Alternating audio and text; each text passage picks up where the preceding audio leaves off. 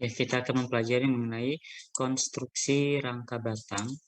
Jadi kalau kita membahas mengenai rangka batang gitu ya, artinya di sini kita akan membahas mengenai struktur-struktur gitu ya, pertemuan antara beberapa batang. Sama seperti minggu yang lalu gitu ya, beberapa rangka batang yang mana dalam hal ini terdapat gitu ya, setidaknya terdapat atau lebih tiga atau lebih dari batang yang bersatu gitu ya, atau yang tergabung, batang yang tergabung,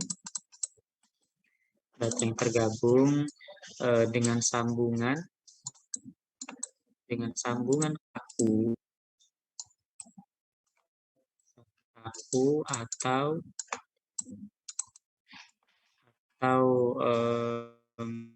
simpul ya, simpul simpul itu bisa dikatakan join atau pin gitu ya, membentuk pola segitiga, membentuk pola segitiga. Nah, ini yang dikatakan sebagai konstruksi rangka batang. Ya, biasanya itu ada di eh, jembatan gitu ya, yang ada di jembatan atau di gedung-gedung kanopi gitu ya. Nah, itu ada beberapa rangka-rangka batang yang bisa jadi dari bambu, dari kayu, dari besi gitu ya, dari baja, baja ringan gitu ya, dan lain sebagainya. Nah, itu ada beberapa perhitungan mekanikanya gitu ya di dalam dunia rekayasa atau keteknikan gitu ya.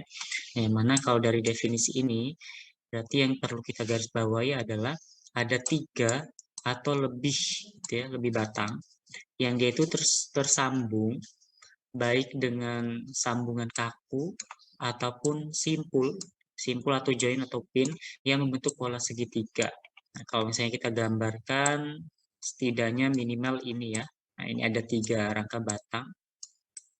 Nah, maksud dari sambungan kaku, simpul atau join atau pin. Nah, kalau simpul biasanya di sini kita ya sambung gitu ya. Kita sambung, kita ikat.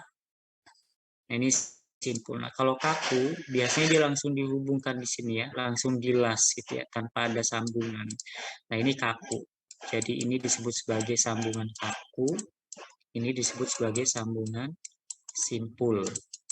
Simpul atau pin atau join gitu ya. Nah, ini visualisasi gitu, atau sketsa dari rangka batang gitu ya, dari konstruksi rangka batang yang mana di masing-masing gitu ya, masing-masing dari komponen ini mau simpul kaku, mau sambungan kaku gitu ya, sambungan pin dan rangka batangnya sendiri. Nah, ini batangnya ya, rangka batang itu ada perhitungannya gitu ya, ada perhitungannya. Nah, yang mana dari konstruksi rangka batang ini gitu ya, kita pecah menjadi dua bagian. Kenapa dipecah menjadi dua bagian? Karena ada beberapa kasus gitu ya. Ada beberapa kasus. Yang pertama, ketika gitu ya, ketika rangka batang tersebut disambung dengan sambungan kaku gitu ya, baik sebagian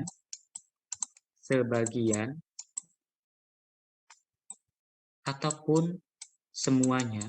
Jadi ketika si rangka batang ini kita sambung gitu ya dengan sambungan kaku gitu ya. Kalau kita temui ada salah satu sambungan kaku atau semuanya adalah sambungan kaku, itu dapat dikatakan gitu ya mempunyai derajat kinematisnya itu ya, atau DK, derajat kinematis,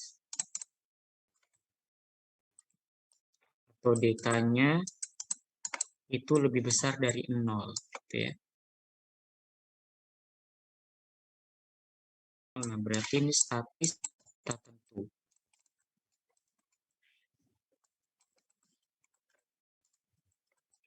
Kemudian yang kedua, ketika sambungannya itu berupa sambungan simpul semua, gitu ya, ini kaku, kata kuncinya bisa setidaknya ditemukan satu sambungan kaku. Nah, syaratnya ini, kalau simpul semua, gitu ya, sambungannya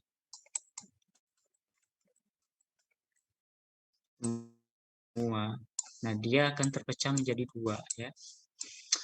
Ada DK-nya sama dengan 0 dan ada DK-nya lebih besar dari 0, gitu ya. Artinya kalau sama dengan 0 berarti dia statis tentu. Tentu kalau ini lebih besar statis tak tentu, ya. Ini terlalu besar yang saya hapus yang bermuat.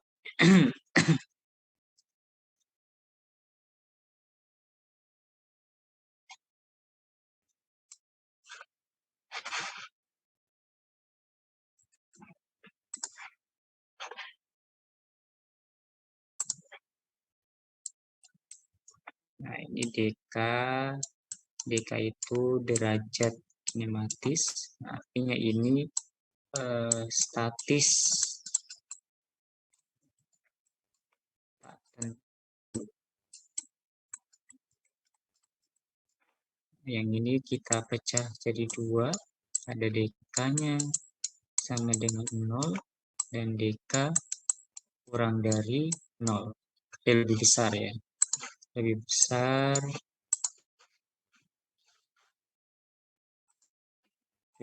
dari 0. Nah, berarti yang ini statis tentu, yang ini statis tentu. Nah, maksudnya apa gitu? Statis tentu, tak tentu. Nah, itu kita kembalikan di materi yang minggu lalu yang pernah saya ajarkan, bahwasanya kinematis, derajat kinematis, atau kita simbolkan dengan DK, atau biasanya dia menyimbolkan NR, gitu ya. Yang mana DK um,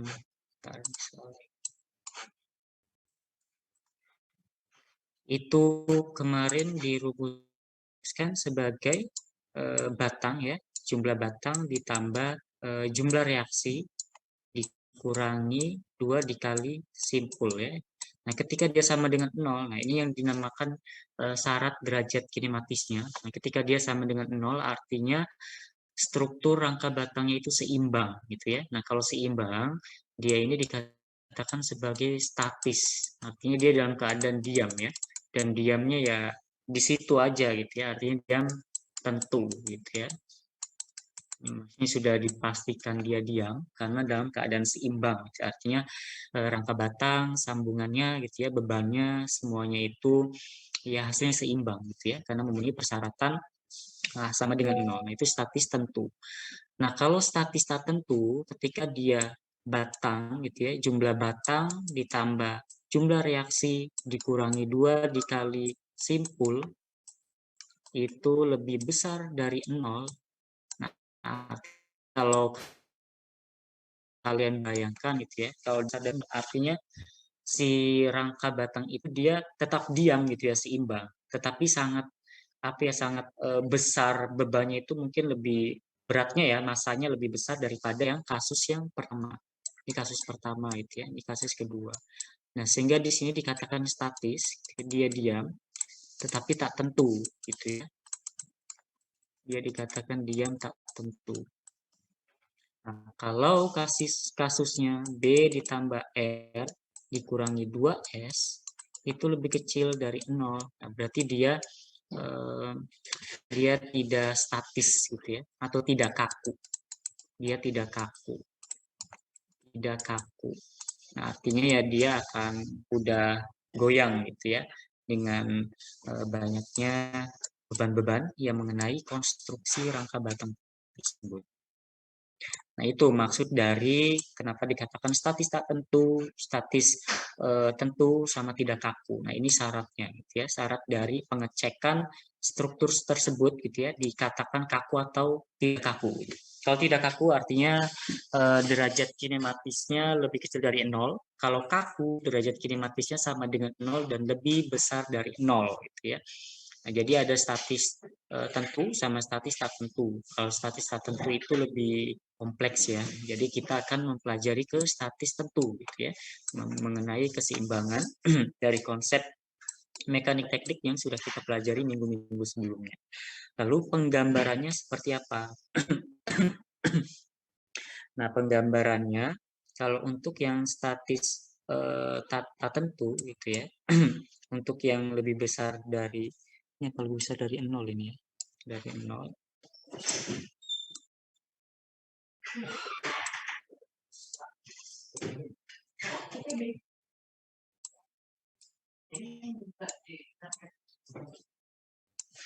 Nah, anggap aja ini lurus ya, gambarnya agak sulit.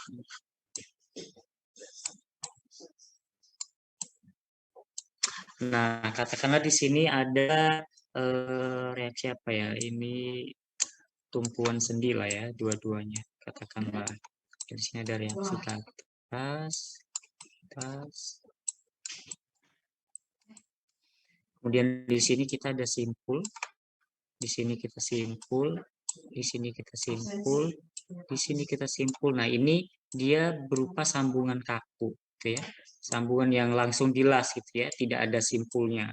Kalau ini ada simpulnya gitu ya. Nah, ini akan memenuhi derajat kinematis lebih besar dari 0 gitu ya. Coba kita cek benar atau tidak gitu ya. Kita cek jumlah batangnya ada 1, 2, 3, 4, 5, 6, 7. Jumlah batangnya 7 kurangi 2S. Jumlah batangnya di sini 7 ditambah jumlah reaksinya ada berapa ini? 4 dikurangi 2 dikali simpulnya ada 1, 2, 3, 4. 7 tambah 4 11 ya. 11 dikurangi 2 kali 4 8. Nah, ini lebih besar dari ini sama dengan berapa ini? Sama dengan 3 ya. Nah, berarti ini derajat kinematisnya lebih besar dari 0. Maka itu dikatakan sebagai statis tak tentu gitu ya. Jadi boleh salah satunya gitu ya, boleh keduanya atau semuanya. Nah, itu disebut sebagai sangat kaku lah ya. Intinya kalau lebih besar dari 0 itu dia lebih kaku daripada yang simpul gitu ya. Yang namanya dia dimatikan gitu ya. Kalau di las itu kan dia tidak bisa bergerak gitu ya. Cuman karena saking kakunya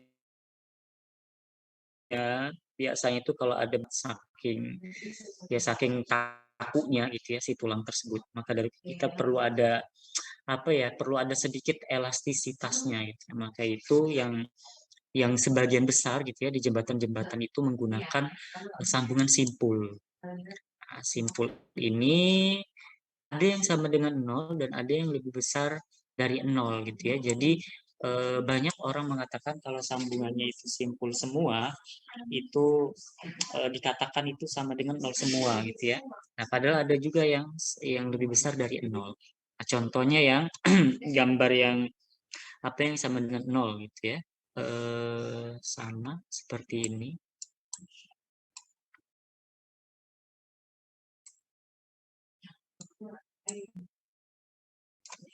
Ini katakanlah ini reaksi simpul, simpul, simpul, simpul, simpul ya. Nah, ini kan simpul semua. Saya ini reaksinya ke sana. Coba kita buktikan dia sama dengan 0 atau tidak ya. Nah, sini B ditambah R diambil 2S. Jumlah batangnya 1, 2, 3, 4, 5, 6, 7. Ada 7 ditambah reaksinya 4 diambil 2, simpulnya ada 1, 2, 3, 4, 5. Ada 5 ya. 1, 2, 3, 4, 5. Ada 5. Ini berarti 11 dikurangi 10 gitu ya, sama dengan 1. Nah, artinya ini derajat kinematisnya lebih besar dari 1. Nah, kasus yang seperti ini gitu ya. Kasus yang seperti ini itu dikatakan sebagai statis tak tentu gitu ya, tak tentu. Nah, kalau misalnya kita reaksinya di sini adalah tumpuan roll gitu ya, kita ganti roll. Nah, berarti di sini reaksinya ada 3 gitu ya. Ada 3 berarti dia sama dengan 0. Jadi tidak semua sambungan simpul itu menyatakan derajat kinematisnya sama dengan 0. Jadi ada yang kasusnya itu lebih besar dari 0. Ada juga misalnya contohnya rumah ya. Nah, saya sini aja deh. Ini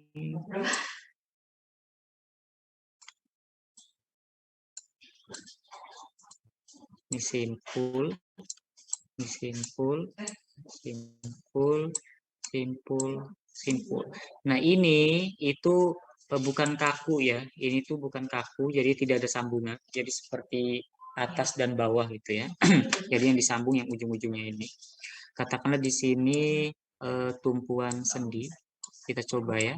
Di sini tumpuan sendi, reaksi, reaksi.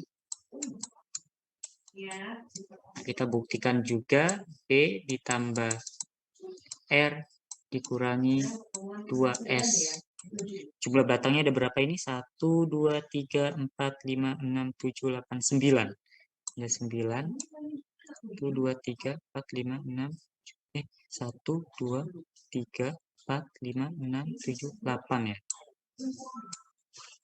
1, 2, 3, 4, 5, 6, 7, ya ada 8. Ditambah reaksinya ada 4. Dikurangi 2 dikali simpulnya 1, 2, 3, 4, 5. Simpulnya 5. Nah, berarti ini 12 dikurangi 10 hasilnya 2 gitu ya. Nah, ini juga sama dengan derajat kinematisnya lebih besar dari 0. Nah, lalu kalau misalnya kalian menanyakan gitu ya, lebih baik yang derajat kinematisnya sama dengan 0, lebih besar 0, atau kurang dari 0. Nah, pastinya yang kita hindarkan adalah yang derajat kinematisnya kurang dari 0. Nah, ini nanti jembatannya goyang gitu ya. Tidak seimbang. Yang kita harapkan itu yang syarat nomor 1 dan syarat nomor 2. Tetapi yang lebih baik adalah syarat nomor 1. Kenapa? Karena dalam suatu struktur gitu ya, kalau misalnya dia beton gitu ya, kayak bangunan baru dia harus sangat-sangat kaku gitu ya. Gedung gitu ya, rumah gitu ya, yang dari beton gitu ya, dari pondasi itu harus kaku. Tetapi kalau misalnya jembatan gitu ya, jembatan kan itu ada rangkanya ya di bagian atasnya gitu ya untuk menahan beban dari bidang dari jembatannya itu. Nah, itu kalau bisa jangan terlalu kaku gitu ya. Kenapa? Karena ya banyak beban-beban terdistribusi dari angin gitu ya dan dari yang lainnya kalau ada badai, sehingga kalau sangat kaku gitu ya dia akan lebih mudah ambruk gitu ya. Nah, sehingga perlu ada perlawanan si beban terdistribusinya itu dengan adanya elastisitas gitu ya yang yang dihasilkan dari si sambungan-sambungan simpulnya. Jadi memang yang terbaik untuk jembatan ya itu yang simpul. Tapi tidak jadi masalah gitu ya kalau misalnya derajat kinematisnya lebih besar dari 0, nah itu juga nggak menjadi masalah ya ketika perhitungan dari beban terdistribusi gitu ya, beban terdistribusi yang sudah kalian rencanakan gitu ya di awal, misalnya di lokasi ini beban anginnya yang paling terbesar selama 1 tahun atau 10 tahun ke depan. Itu kan kita bisa perhitungkan ya. Itu berapa bebannya. Sehingga kita butuh rangka batang gitu ya. Konstruksi rangka untuk jembatannya perlu dibangun dengan beban berapa gitu ya. Dengan derajat kinematisnya berapa. Nah, itu yang perlu kalian pikirkan. Cuman memang tidak jadi masalah gitu ya untuk syarat 1 maupun syarat kedua. Oke, sebelum saya lanjut, silakan mungkin dicatat terlebih dahulu.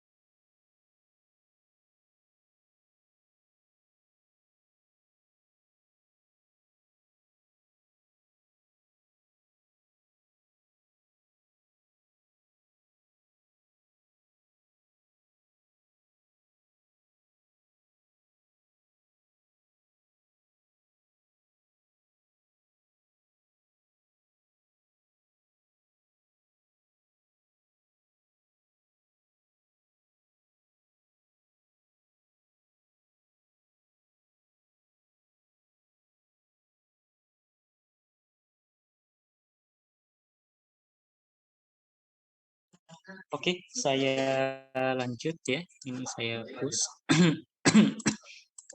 Ini ada contoh soal.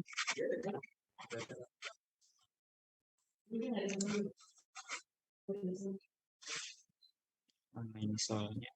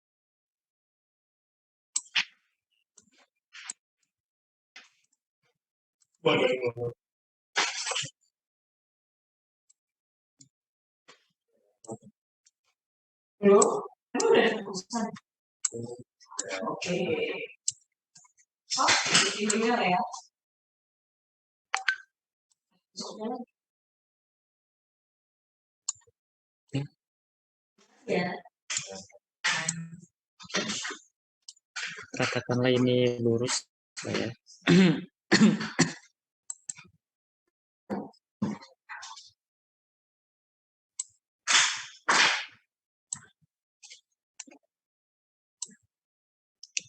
Ini tumpuan row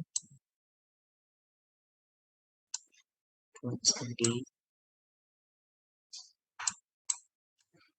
jaraknya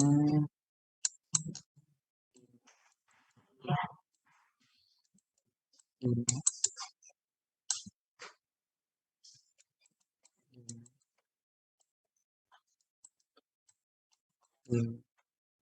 ini juga 5.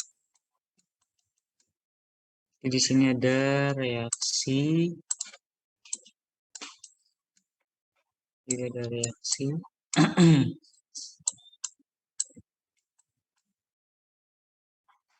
Katakan di sini ada aksi F 1 5 kilonewton, 2 10,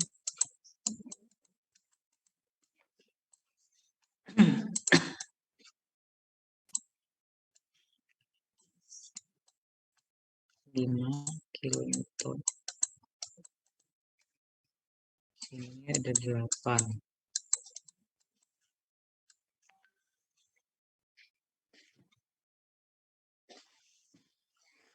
Oke, di sini kita akan mencari gitu ya, mencari berapa beban dari masing-masing rangka batang gitu ya pada konstruksi jembatan ini gitu ya. Nah, jadi kita ingin mengetahui beban yang ditekan maupun ditarik gitu ya dari masing-masing batang ini berapa. Nah, ini kita bisa perhitungkan dengan mekanika teknik gitu ya. Nah, pertama sebelum kita tentukan bebannya gitu ya, pertama kali eh, kita tentukan dari reaksi perletakannya gitu ya, atau eh, pembuktian gitu ya, pembuktian bahwasanya struktur ini seimbang atau tidak gitu ya. Pembuktian perletakan gitu ya, atau keseimbangan. Nah, dari mana gitu ya pembuktian ini Nah, pembuktian ini kalian bisa lihat dari reaksi-reaksi yang terjadi itu ya, atau dari momennya. Katakanlah di sini A, di sini B, di sini C, di sini D, E, ini F, G, di sini A. Dan ini kita buat simpul semua ya.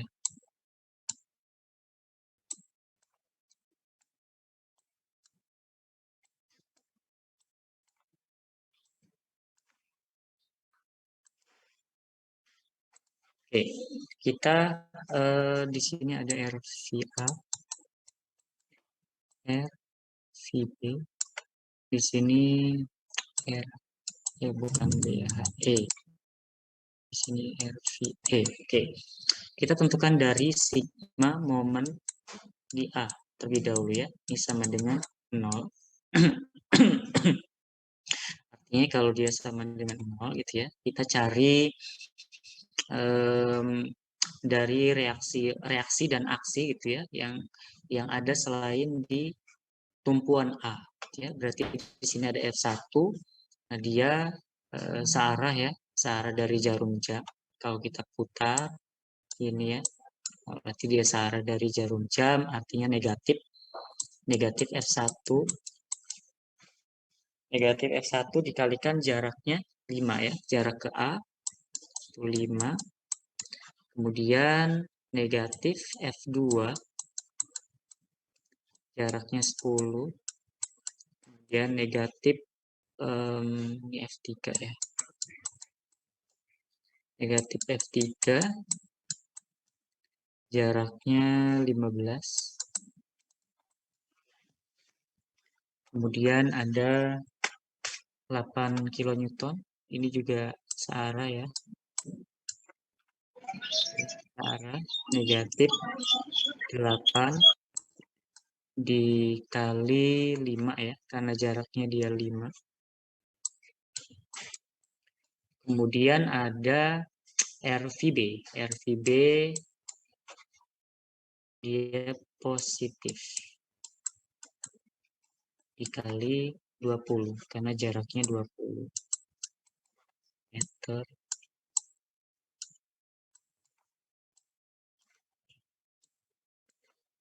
Oke, sama dengan 0. Nah, sehingga di sini RVB sama dengan 5 dikali 5 ditambah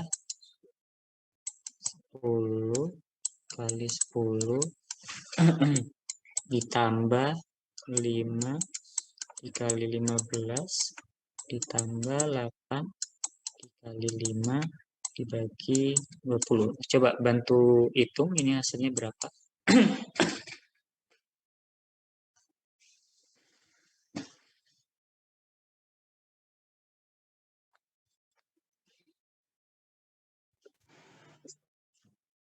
12, Pak. 12 ya. Oke.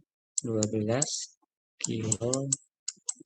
Oke. Berarti kita sudah dapat nilai dari RVB-nya sebesar 12 kilonewton.